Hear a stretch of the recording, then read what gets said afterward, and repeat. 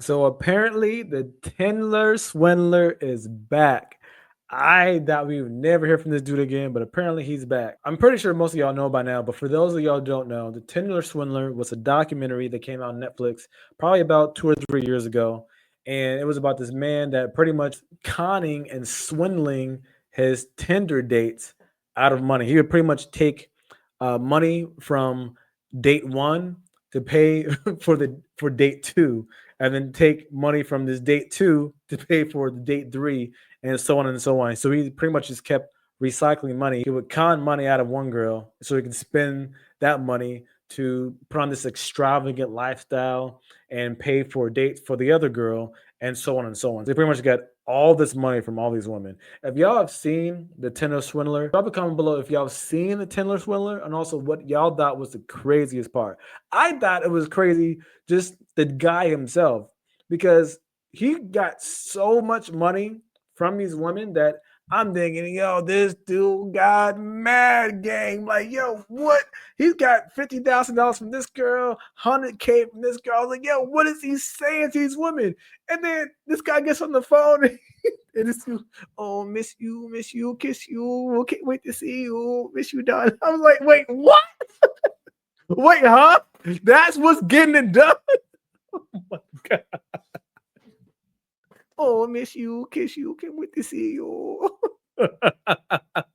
And y'all know I'm not lying. That's what he sounded like. This was like the video of him coming back into the news or something like that. So let's check it out. Man known as the Tinder Swindler is back in the headlines. While a new documentary following one of his apparent victims premieres on Netflix, the alleged con artist has been arrested. We are digging into what we know so far about his detention and what he's been up to since his rise to international notoriety. And we're going to break it down. This dude just cannot stop conning people. Golly. You conned all these women so much to where Netflix did a documentary on you, and now you still conning women? What the heck is wrong with you, dog? With international law attorney David Tafuri. Oh. Welcome to Sidebar, presented by Law and Crime. I'm Jesse Weber. Well, it is more bad news for 34-year-old Simon Leviev, who was born in Israel, has the birth name Shimon Hayut. This is the guy better known worldwide as the Tinder Swindler, right? You probably have heard that moniker before because he gained that name thanks to a 2022 Netflix documentary with the same title. 3 women, they shared their stories of how they were conned into thinking Leviev was this rich playboy, jet-setting around the world, according to the publication The Sun. And this was all thanks to his family's diamond fortune. In reality, that wasn't the case. In reality, he has no connection to Israeli diamond tycoon Lev Leviev. But according to the BBC, he legally changed his name to make himself seem more credible. He then apparently conned his way into the lives of multiple women across Europe using the dating app Tinder, scamming them out of a reported $10 million.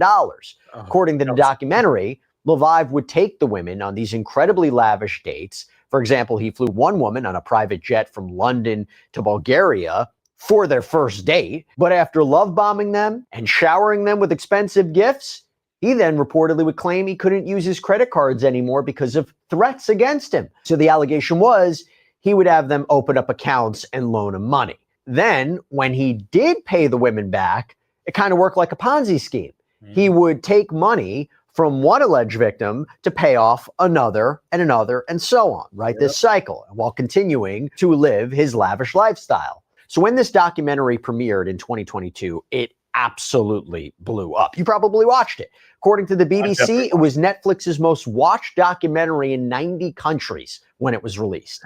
And by the way, during that time, it was reported Leviev was apparently still active on Tinder. However, in a statement to Variety, the company said, "We have conducted internal investigations and can confirm Simon Leviev is no longer active on Tinder under any of his known aliases." At the time, Leviev told Inside Edition that he was a, quote, legitimate businessman who made his fortune investing in cryptocurrency and that he was just trying to meet girls on Tinder. He told the outlet, quote, "I was surprised how many girls wanted me and how many girls offered to travel to meet me without them knowing me. I'm not this monster that everybody has created." He also defended his decision to change his last name, telling Israel's Channel 12 News, "I have the right to choose whatever name I want.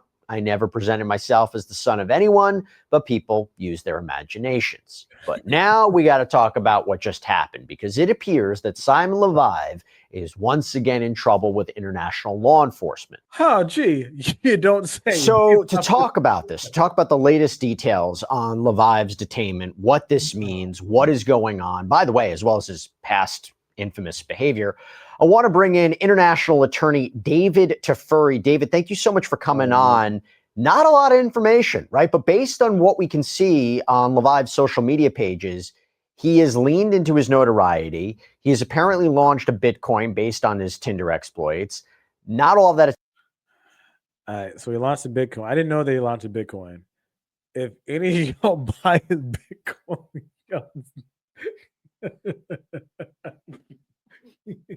y'all deserve to get swindled. If y'all buy his, y'all deserve to get swindled. This guy is the Tinder Swindler for a reason. This guy, I didn't realize, or I forgot it was $10 million that he got from these women. Okay, so he got all this money from these women. He was $10 million. It was so bad they made a documentary about this. He was globally known, and now apparently he's got a Bitcoin. If y'all are, I don't know what coin would be worse, that or the two. If y'all are dumb enough to buy this dude's coin, I don't. There's no saving y'all. There's no saving y'all. Oh gosh. Okay, let's see. Attention is going to be positive. It can put you in the crosshairs of law enforcement as well. But what is going on here? Are international agencies? What is going on with his hair? What is going on with this? What is? Sorry. Going to be keeping an eye on him? I mean, what is happening in your opinion? So like you said, there's not a lot of information. The way that the Interpol Red Notice works is part of why we don't yet know what he's been charged with. Because the way Interpol works is if you're a country and you're a member of Interpol, and almost all countries around the world are members of Interpol, your law enforcement can make an application to Interpol. Normally, it has to be supported with an indictment, or what would be an indictment in a particular country's criminal system, or analogous to an indictment. And if that indictment demonstrates to Interpol that there is sufficient evidence to suggest that a person has committed a crime, then Interpol will issue a red notice. And all countries around the world that are part of Interpol are then supposed to flag the fact that a person is coming to that country as a result of the red notice, and they're supposed to arrest that person and hold that person until the country that has made the application for the red notice can then extradite that person, or make a filing in the criminal court of the country where the person is being held to prove that they have sufficient charges to extradite him or her back to their country to stand trial. Yeah, let me emphasize that, because it happened on Sunday. Leviev was detained at the Batumi International Airport in the country of Georgia. There was apparently at least one red notice from Interpol. He was detained. According to Interpol's website, there are currently more than 6,000 red notices in circulation right now. A couple of things with this. Does that mean that this is a severe crime? Does that mean if you're going to involve Interpol and you're going to issue a red notice, this is a severe crime? And just give you an indication of what potential crime this is? I can't remember exactly what level of crime it has to be to qualify for a red notice under Interpol. I think it may be like something equivalent to a felony in our U.S. system, but I'm not totally certain about that. But the most important part about this, for why we don't know more about what is going on here, is because that process of getting a red notice is confidential. It's not made public. Interpol doesn't make it public normally that there's a red notice for someone. That's in order to surprise that person, so the person feels comfortable traveling, and it's easier to apprehend that person in a foreign country that is cooperating with Interpol. Okay, I'm gonna go ahead and stop it there. So it looks like we'll find out pretty soon what the charges are, what he's alleged of doing. Look, dog, just stop conning people. just stop. Like you already did this to all these women. did a doc on you, was globally known, watched in 90 different countries. Like, you couldn't just stop there. Now I don't know what you're doing, but it sounds like the jig is up. Okay. So just stop, dog. Just please stop. Okay. We'll find out pretty soon. In a few days, it sounds like what the charges are, what the alleged charges are, and I guess we'll take it from there. But I did not know this dude was still up to it. I guess I shouldn't be surprised based off of his history and his track record. But yeah, that's absolutely insane. But just wanted to share this with y'all. Drop a like and a comment below and subscribe to the channel, and I'll see y'all in the next video. Peace.